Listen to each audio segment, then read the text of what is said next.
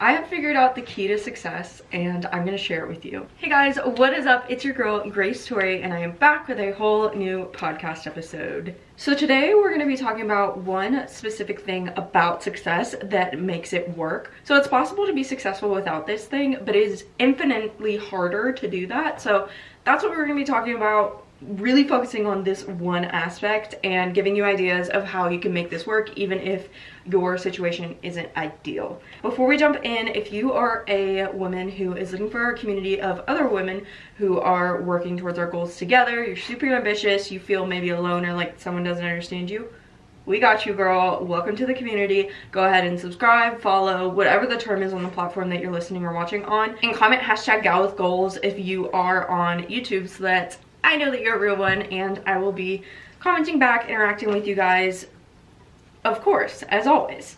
So yeah, nothing too crazy for the intro today. I hope you guys enjoy, and let's go ahead and jump on in. I'm Grace Torie, and you're listening to That Girl the Podcast. Grab a beverage of choice and settle in, because the new episode is starting now. No beating around the bush, the key to success, in my opinion, and what makes it so much easier to be successful, and it makes it so much quicker to get to that successful point, is to surround yourself with successful people in all areas of life. So I'm going to break this down. This means a couple different things, and it can take you in a couple different directions. We're going to talk all about that.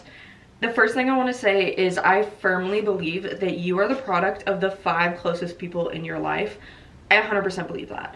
So ask yourself right now, who are the 5 closest people in your life?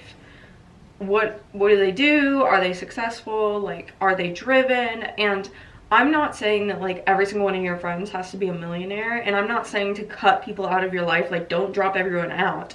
But a good way to tell is you shouldn't be the most successful person in the room in general. You always want to be around people that are more successful than you, because you can learn something from them and you can grow, and they're going to learn things from you and vice versa. It is very, very important that you are surrounding yourself with people that are motivated, ambitious, driven, so that you guys can learn from each other and you're going to reach your goals quicker. Because if you surround yourself with people who just have like absolutely no motivation or drive to do anything, they just want to lay around all day, then it's gonna honestly like have a negative impact on you, and you are gonna spend most of your time with them, especially if they're someone who's really close to you, doing that and not meeting your goals. So you want to surround yourself with people who build you up and have their own goals as well as yours. You feel really like motivated after you have a conversation with them. That's how it should feel. Those are the people you want in your life. So make sure that the 5 closest people in your life are people that you want to reflect and be like, because you are the product of them, whether you like it or not. Like I said, don't drop everyone. I'm not saying to drop people that have been in your life for like 10 plus years just because they happen to be in a different life space than you, but really be mindful of the people that are around you. So moving on, if it's not immediately feasible for you to surround yourself with successful people, then at least audit the content you're consuming. You should be doing this either way. Oh, my puppy's joining us. If you hear her, she is with me because I've been at a coffee shop working on some stuff you guys can't know about yet. And she has missed me, so she wanted to come film with me. Hi, Evie girl. I love you. Do you want to sit behind me? So auditing the content that you're consuming, the first thing is like TV shows. And like I said, this doesn't have to mean every single thing you consume, every single person you hang out with. They do not all have to be mega successful. I just want you to get majority of your content, people, things like that, in a good, positive, motivational, successful place. Don't cut them out entirely. So an example of ways that I've done this, just like while I'm working, because I work from home, I've had on successful women on shows like in the background while I work, like a reality TV show.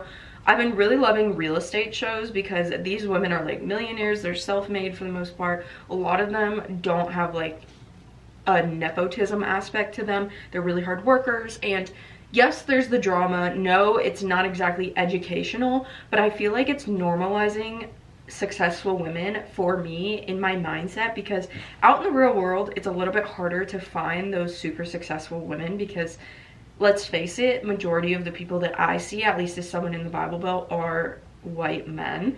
So surrounding myself with content that has successful women that are people of color, have different sexual orientations, things like that, makes it seem like in my brain everyone can be successful, which is obviously the case. They can. It's just like you want your subconscious to believe that. So by saturating my mind with things about successful women, things just like women being women in like a very successful, motivating way, regardless of if they're starting drama or if they're cheating on their husbands or whatever, like they are successful in terms of business. And by having that constantly going in the background, it's making my brain like chemistry change. I swear to you, I've done this for a week and I'm like, wow, women are crazy. We could like build empires. We are out here wild and like we're so freaking cool. So that's one example that like isn't something you would necessarily hear or think of, like, oh, watching reality shows with women being catty. Like, no, it's women being successful. We're focusing on the success, and it's not like I'm sitting there taking tips on how to like backstab other rich women. Like, it's just on in the background while they're literally making $10 million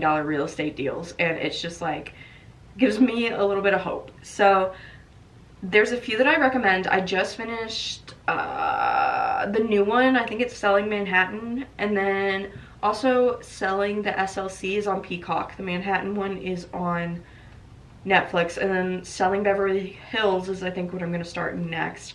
I watched Selling Sunset, but I kind of got a little bored with it. It got a little bit less about the business and a little bit more about the drama, and so I like the stuff that is business focused, so that's what I've been watching. I did start Wags to Riches, but a little too much drama. I'm trying to get into it, but it's just been a lot of drama, and like I said, I'm in it for the motivation, and so there has to be a good balance of the drama and the business, and it's just more drama than business. So I'll let you guys know if I think of any more. I hope those are the correct names. I'm really bad with names, so I honestly don't remember, but Netflix is where majority of them are, except for the one that's on Peacock. But I will say the one on Peacock, the women at the real estate company are well represented minorities. Like, there's people from all over the place on there. So yes, there is quite a bit of Mormonism because it is the Salt Lake City, but there's also a good representation of women from all walks of life, and it kind of talks about their struggles, and I don't know, I really liked that. It was refreshing to see, especially in somewhere like Utah where stereotypically it is the same type of person that is successful and lives there. So moving on from TV, I also have been listening to podcasts as well as music that focuses on empowering women. So like I said, not all of your music has to be women are badass centered, but I know we all enjoy a good TTPD stream, a Taylor Swift stream, like heartbreak stream, sad day stream. Like, I know that we all enjoy those days, but I want you to try and listen to music that is uplifting and empowering. Like, it doesn't necessarily have to be Who Run the World Girls type beat. Like, that's a little bit too much for me on a day-to-day basis if I'm not getting hyped up. But it should be something where you feel like you are on top of the world. Like, it doesn't speak about you poorly. It doesn't have like self-deprecating vibes about it. It should be generally positive vibes. I haven't been listening to music as much except for when I'm at the gym, and I try to listen to music that's like, I don't know, I've really been liking playlists that are centered around like Fourth Wing, Throne of Glass, those main characters, like the female main characters, because they are empowering and they're about overcoming adversity. Like Aylin, love her. Rebecca Yarros, the writer of the Fourth Wing Empyrean series, she has playlists for every single book that she wrote. So Fourth Wing, Iron Flame, and Onyx Storm. So I don't think that she has them for the other books that she wrote, but that series specifically, on her Spotify, she has the playlist that she actually listened to while she was writing the books. So some of the songs are a little bit more like slow, but for the most part they're much about like overcoming the odds and like taking over the world and being freaking awesome and badass, and you know, so love those playlists. But in terms of podcasts, I've been listening to a lot of finance podcasts. You guys know that on my TikTok and my Instagram, well, you know, if you guys are like keeping up, that I've been going through finances and trying to increase my own financial literacy, and I decided to include you guys in on that. So I'm doing a series right now on TikTok, Instagram. I've been re-uploading it to YouTube, but you do miss a little bit on YouTube just because of the length that it has to be on the short. It's all about my financial things that I've heard. Like, I'm not an expert and I'm not claiming to be, but I am just going through and being like, hey, I heard this, hey, I heard this, hey, this is a really good tip, and I'm sharing all of the resources for you guys to then go and look and research it, because I want all women to be extremely financial literate. We know that there's a huge gap in that, so that's something that I've been really working on for myself and for you guys. So go ahead and check that out on my TikTok, That Girl the Pod, if you are interested in being more financially literate. Not even a plug, just like I want the best for you. And I share like all these resources, and again, like, I don't give you any advice that's from me. It's all from people who have been like on Wall Street for like 10 plus years and are financial advisors and own businesses, and I just pass along the information that they say in these podcasts and things like that, and then you can go listen to those if you like the information I'm giving you. So all that to say, I've been listening to a lot of podcasts centered around financial wellness and building a brand and just like very uplifting things in general, like being successful, things like that. That's what I've personally been focusing on, and I have noticed a shift from like the drama and things like that to the like more educational, more empowering stuff. So that's important. So yeah, just content in general, TV, podcasts, music, books. I've been reading Iron Flame. I'm not done with Iron Flame yet because life has been crazy. There's been a lot going on behind the scenes, especially this week. So I haven't finished Iron Flame yet, but then I'm gonna read Onyx Storm. I have been reading like a self-help book while I've been doing that. I had DNF this past one. I read The Subtle Art of Not Giving a Fuck. I really liked that book. You guys, I highly recommend that one. But the second one, which is, I think it's called Everything is Fucked, I didn't like it as much. It was very much doom and gloom and like an atheist approach to life, which if that's your jam, go off, king or queen, but it wasn't mine. I don't like the doom and gloom and the everything sucks, so we might as well just blah. And it wasn't as entertaining as the first one. I liked the first one because it was very entertaining while being a self-help book, which is hard to do. So I read that. I read Glossy, which is about the CEO of Glossier and how she came to be. So yeah, we're getting our self-help books in, but content is important. Moving on. Make sure you are putting yourself in environments where people you look up to or find successful hang out. So this can be digital or in real life, but if you are doing either one, more likely on Facebook, but honestly either one, recognize that not everything someone says about themselves is true. So if you really are investing your time in choosing someone as a mentor and you think that this person might be a good fit, make sure you do a quick Google and make sure that if they say that they've written 5 New York Times best-selling books, do a quick Google and make sure that's correct, and they're not just like posting books on Wattpad and being like, yeah, this was New York Times bestseller, when it's really just on Wattpad. So some places where you can hang out are, I mentioned Facebook groups. Be careful with those. Like I said, a lot of those are more like peer-to-peer, but there are some really successful people that hang out in Facebook groups. I know Mrs. Dow Jones has a Facebook group. I'm in it. I haven't spent a lot of time hanging out in it, but she's a financial girly pop, and her Facebook group is just for like other girly pops that want to be financially literate and good and have a good investment and all those things. So definitely check out that one. I think there's only like 5,000 people in it, but which is kind of crazy, but yeah, check that out on her website. There's a Facebook group for everything if you're on Facebook. Another examples are, if you are a writer like myself, we have a writer's room in our city. It might be closing down soon because they don't get enough donations, which is really sad, but if you're like a writer, go to a writer's room. Coffee shops are great places. Go at the time of day when you feel like the entrepreneurial people, the writers, the things like that would be there. That's the area expertise that I hang out in, so that's why I know where those are. But if you're looking for success in a different area, you know best where these type of people hang out, so just put yourself in those situations. I know for me, there's a writer's seminar coming up that's free. Let me know if you're interested and I can get you set up with that. It's virtual and it's 5 days. It's only an hour a day.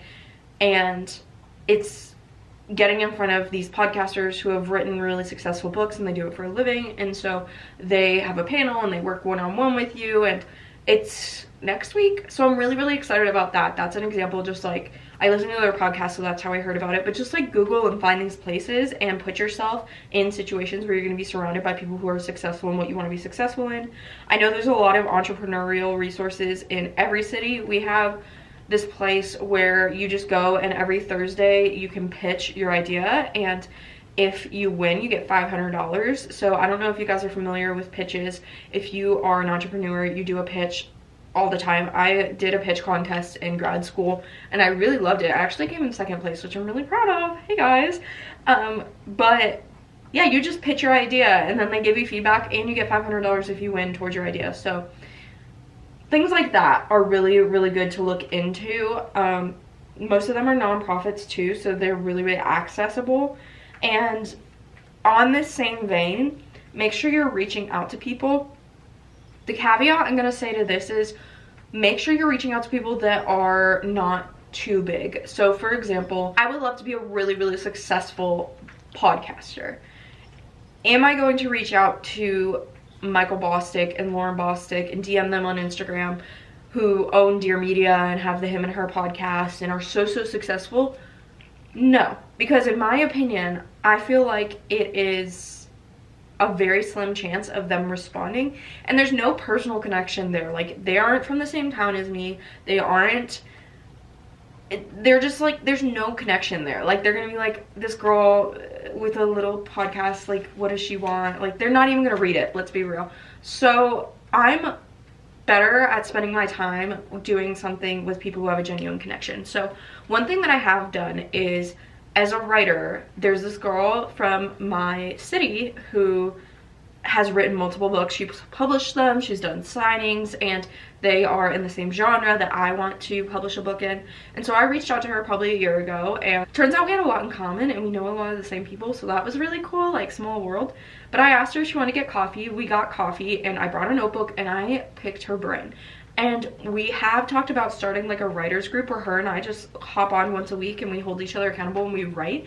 And it's so nice. And if she were like Sarah J. Maas, who wrote the ACOTAR books, she probably wouldn't have responded to me because there's no personal connection. She's too big to probably even see the DM. So you want to be really genuine about who you reach out to. I would not reach out to someone outside of your city if there is no one in your city outside of your state, because they're just like too big. Like, they're not going to see it. And don't waste people's time if you have no connection to them and you just want them to give you information.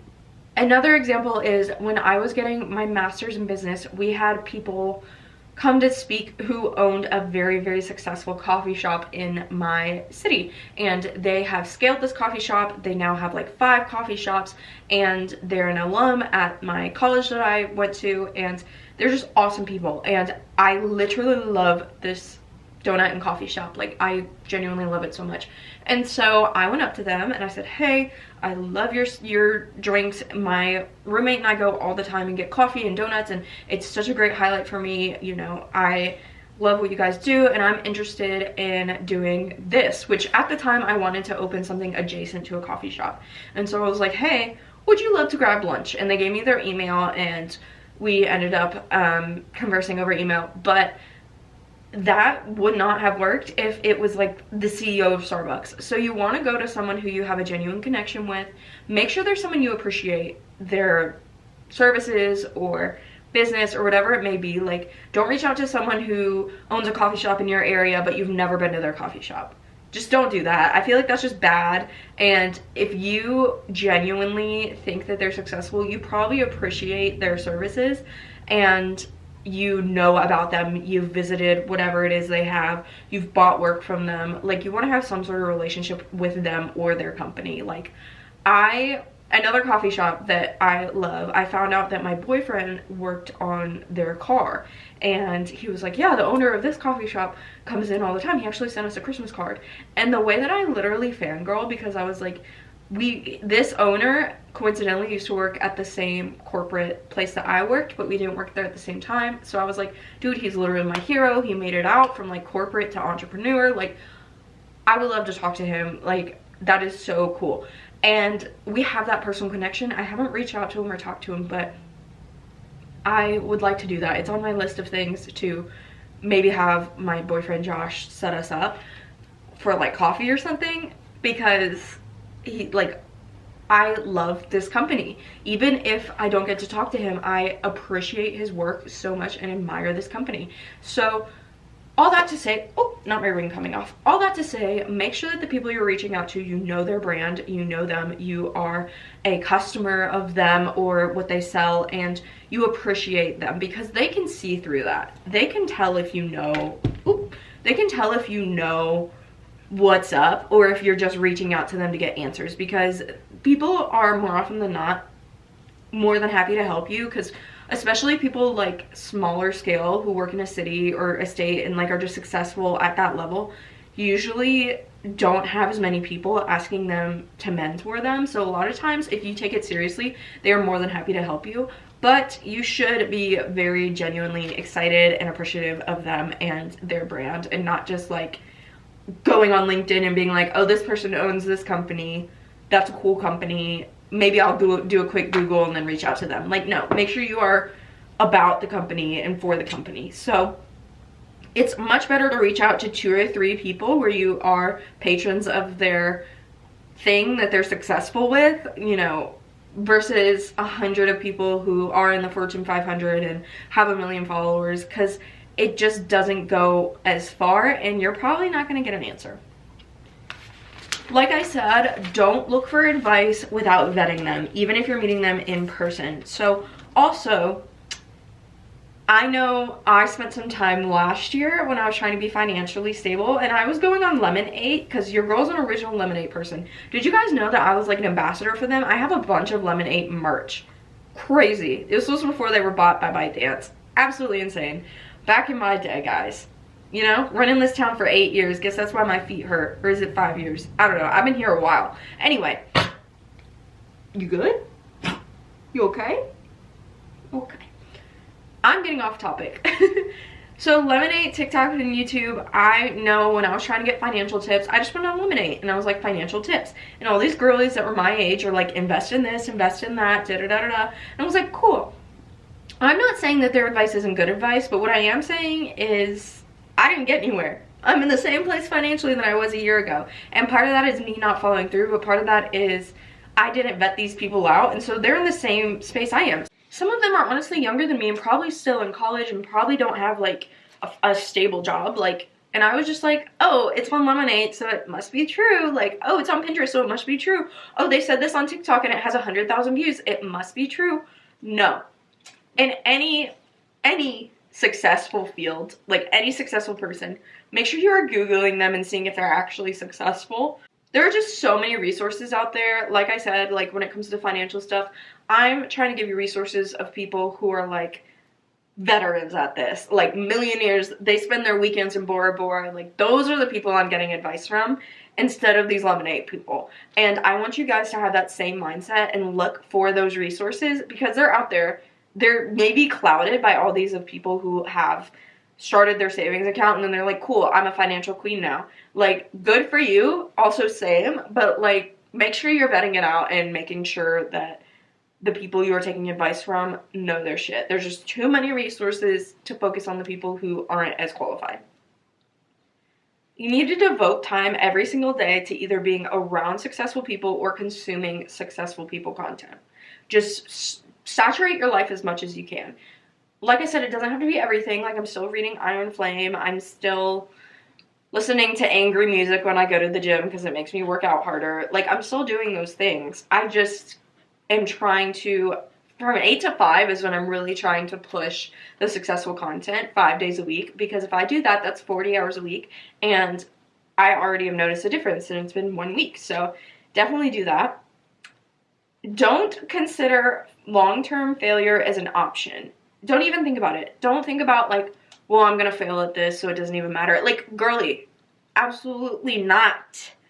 you're just living. You're just going to be open to learning.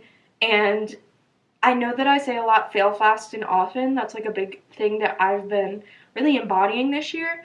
That doesn't apply to this. So failing fast and often means you're trying things, and if they don't work, you're moving on to the next thing. It doesn't mean that you fail forever and you're donezo. So be open to failing fast and often, because a lot of times the very successful people have failed. And they failed fast and often, so they got the point. Like, they didn't just fail forever. So don't even consider long-term failure. One thing that you really want to ask yourself when you are around these successful people or consuming this content, what habits do they have? What routines do they have? What kind of friends do they have? What resources did they have in the past and do they have now? For example, do they have parents who invested in their company? Or are they self-made? Do they have grants from school that allowed them to not have debt? Like, did they have a mentor who's incredible? What are these resources that they had? What is their story?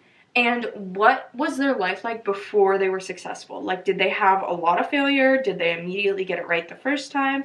What were their failures before success? You just want to ask yourself these questions because these are the questions you can really learn from. Obviously, you can get into the specifics and ask them more. Like, I know for me, I'm getting writer's block about a specific thing, so I'm really excited to ask writers what their thoughts are on how to overcome this specific hurdle. But in general, there's other things I'm going to ask, like what type of publishing did you use? How many books did you write before you found that one that worked? Like, there are more general questions. So those are some of the things you can think about and then add your own questions that are more specific. The last thing I want to leave you with is humble yourself and be personable. Don't just like interview these people and then be like, okay, thanks, we're done here. Like, you want these people to be mentors for a long time, even if you just meet them once and leave them with the gratitude and like openness of, hey, thank you so much. If I need anything, is it okay if I reach out? Like, you don't want to be like, cool, thank you, and almost make it feel like you use them, because that's not what this is about. You're not trying to use anybody.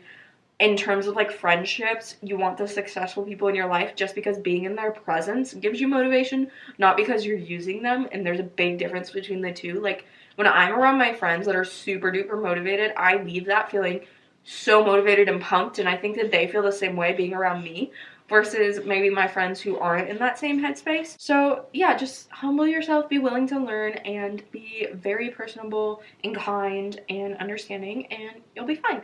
So that is today's episode. I hope that you guys learned something and you guys are more equipped to be successful. Comment down below what type of realm of anything you're going to be successful in or looking for success in if you're on Spotify and YouTube, and you can comment. I love you guys so much. I post every single Sunday, and yeah, that's where we're at right now. I hope you guys have had a fantastic January. This is the last podcast episode before February, so I hope your month was off to a great start, and I will see you guys next week. Love you guys so much. Bye. Say bye, Evie girl. Say bye, Evie girl.